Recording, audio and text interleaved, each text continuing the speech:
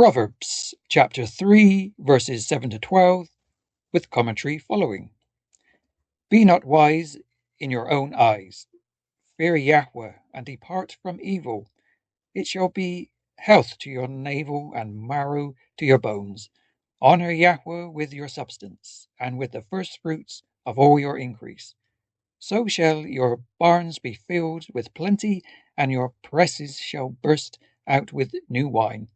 My son, despise not the chastisings of Yahweh, neither be weary of his correction. For whom Yahweh loves, he corrects, even as a father the son in whom he delights.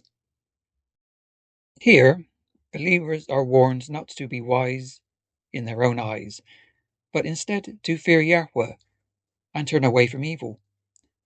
This posture of humility brings healing and strength, both physically and spiritually, showing that obedience to Elohiym affects every part of our life.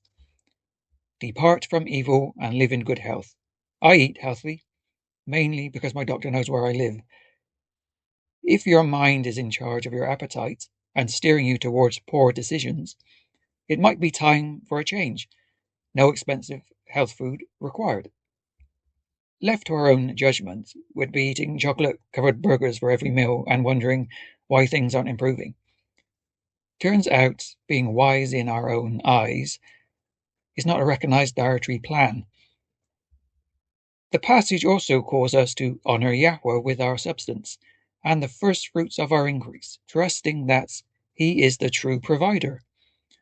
Rather than holding tightly to what we have, we are encouraged to give faithfully, knowing that Yahweh is able to sustain and bless those who place Him first. Give and trust Him with the return. Tithing a tenth isn't a new idea. It's been around since the garden and has a far better track record than most financial services. And the best part, no queues, no forms intricate, and no checking the market every 5 minutes. It's a remarkably straightforward agreement, which is probably why we try to complicate it.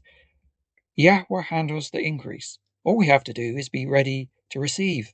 I'm already looking into barn extensions, just to be safe. And if Yahweh should correct us from time to time, we should not despise it, for His discipline is an expression of His love, like that of a father towards a son in whom he delights. Some of us only learn the hard way. If there's a bad decision available, we'll find it, test it, and then act surprised when it blows up in our hands. The Father steps in to keep us on track, saving us from burning our fingers or worse, investing everything in the first half-baked idea that comes along and calling it a great opportunity. For believers today, this reminds us that challenges and correction are not signs of abandonment, but opportunities for growth and refinement. As we walk with Yahweh, we learn to trust not only in His provision, but also in His guidance and correction, knowing that He is shaping us into a people who reflect His righteousness and character. Think of it as spiritual nutrition. It may not always feel comfortable, but it's a much healthier alternative to feeding on our own mistakes.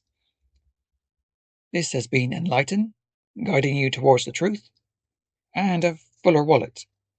As always, praise Yahweh.